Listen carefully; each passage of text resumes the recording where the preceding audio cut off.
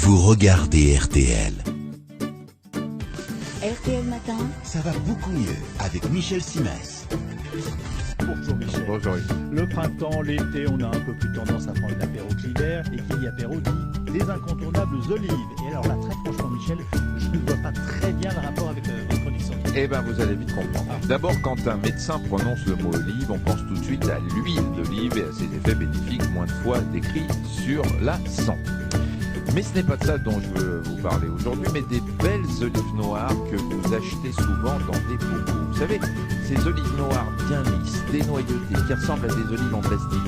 Eh bien, je vous parie qu'après cette chronique, vous n'en achèterez plus. Alors, je ne veux pas me déposer sur quelqu'un, mais toutes mes infos viennent d'un génie de la chimie culinaire, Raphaël Aumont.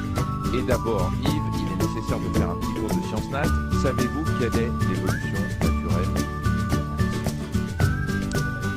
Voilà, au départ, l'olive est verte. D'accord? En effet, il n'y a pas d'olivier à olive verte et d'olivier à olive noire. Que des olives vertes. Ça, c'est la première info. En général, quand elles sont bien vertes, donc immatures, on va les cueillir. On les met dans la saumure, donc dans de l'eau et du sel. Ça fixe la couleur verte, ça les conserve et on les sert à l'apéro. En mûrissant, l'olive devient rouge, puis noire. Eh bien oui, une olive noire, c'est une vieille olive verte. Alors, je vous passe les détails de toutes les...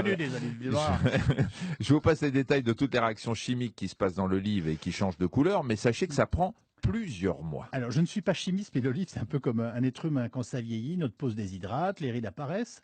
Donc, théoriquement, l'olive noire devrait être un peu plus flétrie. C'est d'ailleurs ce qu'on voit quand on les achète en vrac. Et c'est justement là le problème. Ah. Les olives noires que vous achetez en bocal ou que l'on met dans certaines pizzas bon marché, eh bien, elles sont lisses comme si elles avaient eu un lifting. Oui, c'est vrai. Et ça n'est absolument pas normal. Pour aller plus vite et transformer des olives vertes en olives noires qui ressemblent à du plastique et qui en ont le goût, on les met, accrochez-vous, dans la soude ou de la potasse, ça tue les germes et ça détruit la molécule responsable de l'amertume. On enlève le noyau pour que les produits agissent profondément dans l'olive. On les plonge dans de la saumure en excès de sel, ça accélère la déshydratation et ça masque le goût de la soude. On rajoute parfois un peu de sucre, il n'y a pas de raison. Et comme avec tout ça, elles ne sont pas assez noires, qu'est-ce qu'on rajoute? Je sais pas, du fer. Eh bien exactement, on les plonge dans du gluconate ferreux ou du lactate ferreux.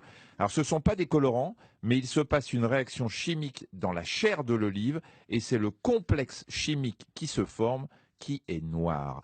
Et voilà comment on fait des olives. Pas chères, pas bonnes, mais tellement plus jolies que les vieilles olives ridées et toutes flétries qui, elles, ont du goût. Donc, ne manger que des olives noires flétries normalement, c'est l'évolution normale d'une olive. Exactement. Ben voilà, merci Michel Simès. Je vous en prie.